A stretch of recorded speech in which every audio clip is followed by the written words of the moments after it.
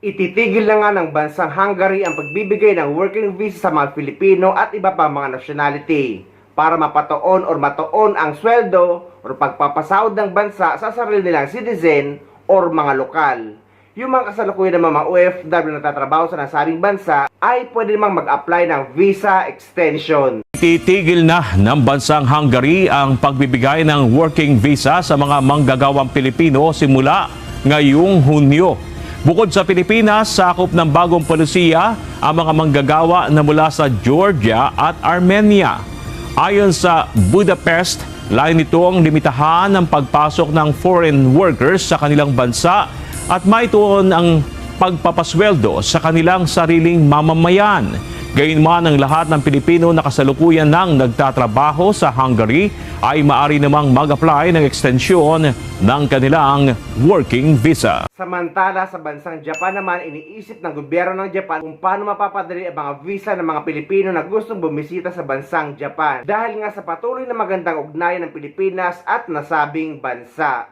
Pinag-aaralan na ng Japan ang iba't ibang paraan para mas mapadali ang application ng visa para sa mga Pilipino.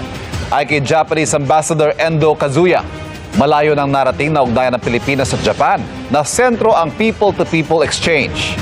Mula June 2024, niluwagan na raw ng Japan ang kondisyon para sa multiple entry visa ng mga Pilipinong merong substantial level of income. Visa exempt na rin mula October 2024 ang mga Pinoy na may hawak na diplomatic passport. Dahil sa pagdami ng visa application, nagbukas na rin ang Japanese Embassy ng Visa Application Center at e-visa system para naman sa mga sasali sa package tours ng ilang designated travel agencies. Nang tanungin kung posible ba magkaroon ng mas madaling travel arrangements gaya ng visa-free entry sa hinaharap, sinabi ni Endo na dumaraan na ito sa maingat na pag-aaral. Kabilang anya sa kanilang kinukonsidera ang epekto nito sa lipunan, ekonomiya at public safety at seguridad ng Japan. Actually, this is one of the most frequently asked questions against me. Our embassy has been making steady efforts to improve and streamline the application processes. We will continue to explore what better further measures may be possible going forward.